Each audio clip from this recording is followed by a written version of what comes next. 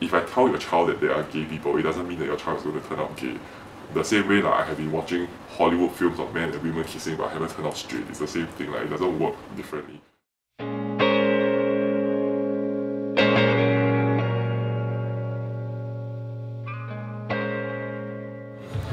Standing at the entrance of Pink Dot right now, and it's a very good vibe going on. There's music playing, there's so many people here. People were actually streaming in at 2 PM already, and last year 21,000 people actually attended this thing, and this year they're expecting more. Singapore is often regarded as a largely conservative society, with nearly 80% of the population suggesting that they do not endorse homosexuality. In fact, there are even existing laws that criminalizes gay men for sexual acts. However, the progress for decriminalizing these laws have been gaining traction, with an increasing number of citizens adopting a more liberal perspective regarding homosexuality. Pink Dot, which started a mere 5 years ago, is an annual event where attendees gather to form a pink dot to show their support for inclusiveness, diversity, and the freedom to love. Since then, supporters of the Pink Dot has been steadily growing in numbers, with an unprecedented 26,000 attendees this year, with many joking that the Pink Dot is now a pink whale. This, however, has led to various conservative leaders belting their disapproval. One prominent figure would be Pastor Lawrence Kong, perceiving this event to be one with political undertones. Concern I have is that the Pink Dot has become a political agenda, because the spokesman have actually said, Perin Chua says, that it is something that they want to change the mindset of the Singaporeans so that laws could be changed, like 3778 now. That's a political agenda, and I hope that we can work this thing out and be able to have a Singapore in which Singaporeans decide what it should be, and not to conform to any other pressure from outside MNCs or other nations. I think it is our nation. We decide what the nation should be, and let Singaporeans speak for themselves. In June of 2014, an Islamic religious teacher launched an online campaign asking Muslims to wear white, encouraging them to return to fitra, an Arabic word for natural, and also to support what is good and pure. Pastor Lawrence Kong voiced his approval to this due to his parallel view for the need to defend the family. I have no problem. I will never discriminate against them. But don't make this a normal lifestyle for Singapore, because that's not something that is good for the nation. We're taking a stand. We're pulling our resources together to make sure that we make a difference to protect our nation and to defend the family. We spoke to Myak, one of the founding members of Free Community Church and the only gay reverend in Singapore, and his views on why people may perceive homosexuality as a threat to the pro-family stance. These views hold sway upon the laws in Singapore and affect people in very real ways. People feel good when you feel like you're doing the right thing. You feel good when you're winning, you're on the winning side. No one likes to lose. And sometimes it's about proving yourself in some way. But truly, if you have faith, you believe that if I have faith, I'm right with God in some way. Then you do not need to prove yourself by saying that I am therefore truly Christian if I subscribe to this, or if I'm against homosexuality. A large part of it is how people read the Bible and Scripture, and if you hold on to the fundamentalist perspective that the Bible is inerrant, then you will conceivably think that homosexuality is a sin and all that. But I often challenge people that they need to think about how the Bible came about. When the Bible was written, the word homosexuality did not exist. The concept of homosexuality did not exist. People were just people. There was not even heterosexuality. And reading the text, then, perhaps we need to think about the context where it has arisen. Oftentimes, people are not secured. They are insecure. They are not confident about themselves. And therefore, when they're not confident and they are a little shaken, they need to hold on to something real. So they need to create that enemy of some sort to attack, so that they feel good. They feel like there's an enemy to, and then therefore I'm on the good side and the evil side, without realizing that actually they're causing harm. Whatever they say is causing psychological and emotional damage to people around them. Back in 2007, Teo Lee An, the then nominated Member of Parliament, asserted the relevance of 377A in preservation of family values in Singapore. Section 377A of the Penal Code states that any male person who in public or private commits or abets the commission of or procures the attempt to procure the commission by any male person any gross act of indecency with another male person shall be punished with imprisonment for a term which may extend to 2 years. Repealing 377A is the first step of a radical political agenda which will subvert social morality, the common good, and undermine our liberties. I applaud the government's wisdom in keeping 377A, which conserves but upholds the national interests. Conservative here is not a dirty word, connoting backwardness. Environmental conservation protects our habitat. The moral ecology must be conserved to protect what is precious and sustains a dynamic, free, and good society. It is imperative to keep in mind that the relevance of a law can be a reflection of societal attitudes, or it may be a tool to shape these attitudes. This is why laws that work for or against homosexuality is extremely crucial. We spoke to Myak on the potential social implications of the preservation of 377A.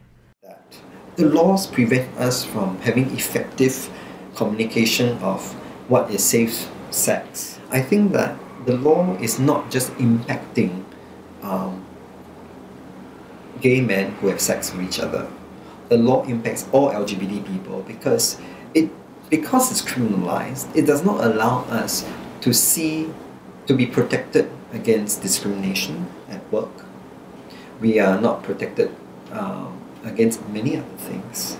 And it is a fuel for people who discriminate, people who oppress, that the law is on their side. And using this law, they can carry out their discrimination. They can carry out that, see, the law, you are illegal, you are a criminal, therefore I can oppress you. I think that that's something that people need to be aware about, how damaging the law is in some way. As a result of 377A, homosexuality is being deemed as a contentious issue and thus excluded from sexuality education, which is part of a mandated curriculum by MOE. We decided to speak to Aware, a well-known feminist organization in Singapore which came under fire for its attempt to address this issue. It's really unfortunate the way that unfolded, because what really was at issue was the fact that there was a particular activity in which students were asked to classify different words relating to sexuality as positive, negative, neutral, and what was at issue is that some people don't think that it's acceptable to simply teach same-sex attraction or same-sex relationships as a fact. There are people who feel that it must be taught in a negative or judgmental, stigmatizing way. That's something that we disagree with. In our view, it's part of human diversity when it comes to sexuality, and you can't have an effective sexuality education program which doesn't take that into account, and which doesn't take it into account in a way that will not frighten off students who are learning about it. If the main thing that you tell children is homosexuality is wrong and bad and don't even think about it, then the gay teenager is not going to leave that class thinking, I need to use a condom when I have sex. The gay teenager is going to leave the class thinking, all of that's not for me. And then where are your, for instance, STI transmission prevention efforts going to go, right? So you can't equip people to navigate their sexualities if the approach is so judgmental, and that's something that we very much stand by. We wanted to get a better idea on the impact on how the legalities would affect a gay teenager going through public education in Singapore. So we spoke to one such teenager under the condition of anonymity due to his family's inability to handle his sexual orientation. In a general sense, these legal restrictions have caused a blockage of information, because the idea that, oh, it's criminalized, so we cannot talk about it, because it will be considered promotion of something criminal. Then because people don't know about it, then there's a whole ripple effect of even more problems that happen. So I think the problem with these legal issues is that it impacts the amount of information that's available. I think ultimately, of course the law is very important, but I think societal attitudes and norms would be a much larger influencing factor for how the lives of LGBT people are. I think basically the whole idea that there's a deliberate silence on the issue, the fact that nobody actually wants to talk about the issue, that resulted in people having negative or misguided attitudes towards the issue.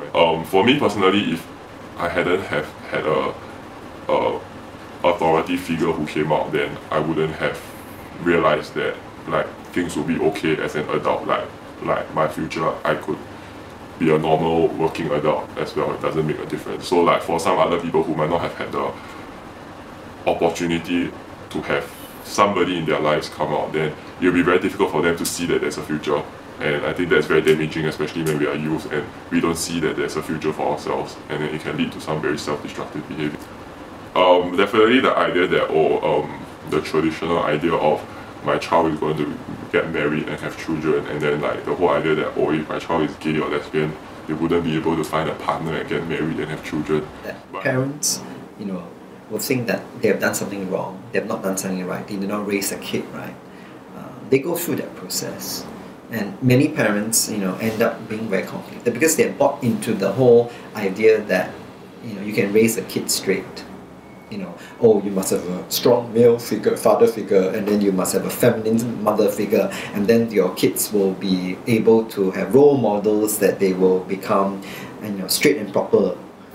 But it's not. It doesn't work that way, and so a lot of parents carry that guilt when they're bought into that ideology. Be present, but if your child turns out LGBT or struggling with that, it doesn't mean that it's your fault.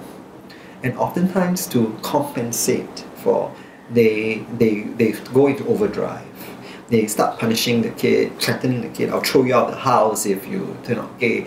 It's a overcompensation for what they think they didn't do in the past. I wasn't disciplining my child enough, that's why my child turned out LGBT. Therefore now I need to do more parenting.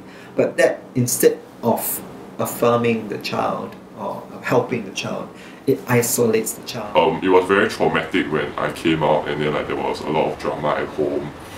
We went for counselling, I went to see a psychologist. Basically they just couldn't deal with the fact that I'm gay.